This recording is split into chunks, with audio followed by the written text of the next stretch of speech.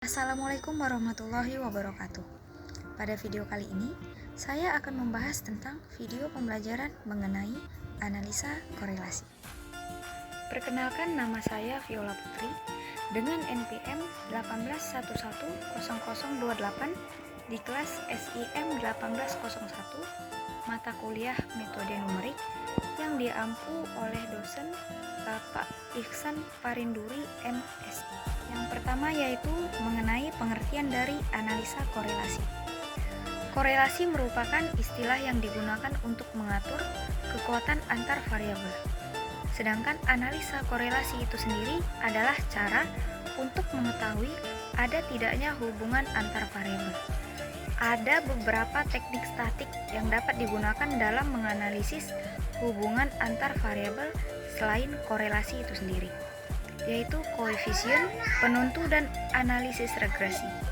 Hubungan antara dua variabel untuk masing-masing kasus akan menghasilkan keputusan yang diantaranya hubungan kedua variabel tidak ada, hubungan kedua variabel lemah, hubungan kedua variabel cukup kuat, hubungan kedua variabel kuat, hubungan kedua variabel sangat kuat, hubungan kedua variabel adalah positif, dan hubungan kedua variabel adalah negatif. Penentuan tersebut didasarkan pada kriteria yang menyebutkan jika hubungan mendekati 1, maka hubungan semakin kuat. Sebaliknya, jika hubungan mendekati 0, maka hubungan semakin lemah. Jenis hubungan korelasi. Yang pertama, korelasi positif. Korelasi positif adalah hubungan antara dua variabel di mana kenaikan satu variabel menyebabkan penambahan nilai pada variabel lainnya. Atau sebaliknya, semakin kecil nilai suatu variabel, maka nilai variabel lainnya juga akan ikut turun. Bisa dikatakan juga, korelasi ini merupakan hubungan yang searah. Contohnya, pada penambahan usia berbanding lurus dengan penambahan tinggi badan, penambahan waktu produksi akan berbanding lurus dengan penambahan jumlah produksi.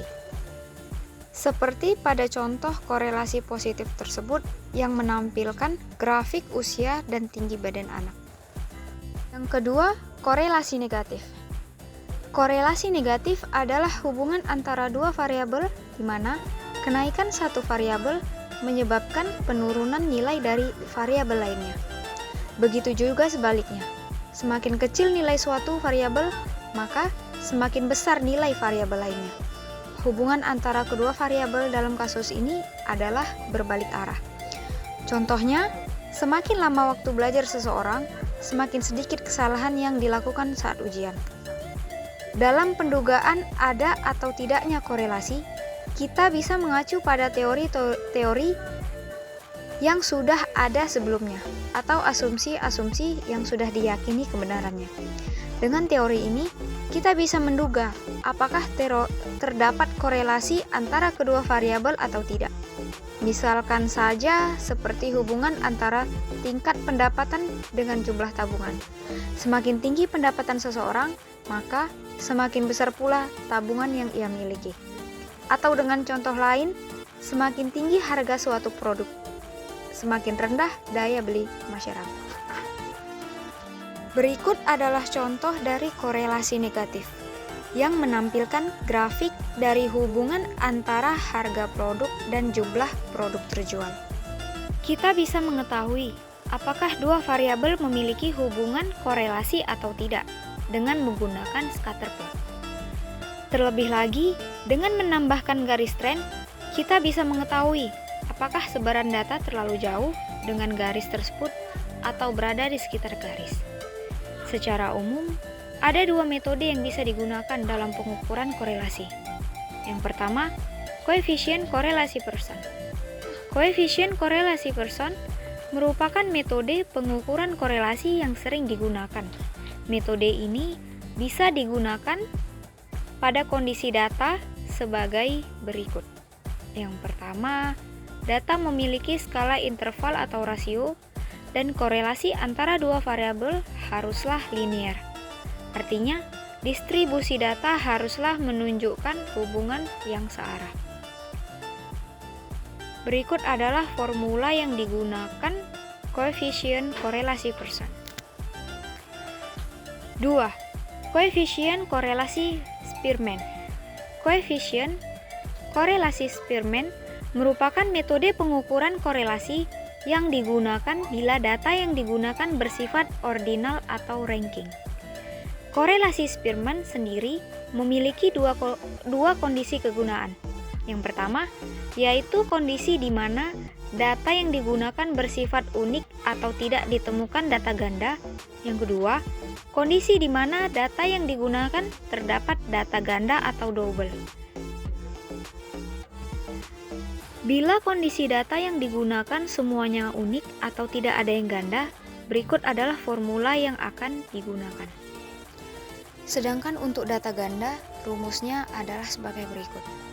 Dan di mana ada perhitungan faktor koreksi, yaitu seperti gambar di bawah. Hal yang perlu digarisbawahi dalam menggunakan analisis korelasi. Ada beberapa asumsi yang kerap kali salah ketika menggunakan analisis korelasi. Yang pertama, korelasi tidak bisa menjelaskan hubungan sebab akibat. Analisis korelasi hanya mampu menyatakan dan mengukur hubungan antar variabel, tapi tidak bisa menyatakan hubungan sebab akibat atau saling mempengaruhi antar variabel. Korelasi tidak bisa menyatakan bila terdapat perubahan pada suatu variabel, maka variabel lain akan terkena dampak perubahan juga. Yang kedua, korelasi negatif bukan berarti tidak dapat korelasi.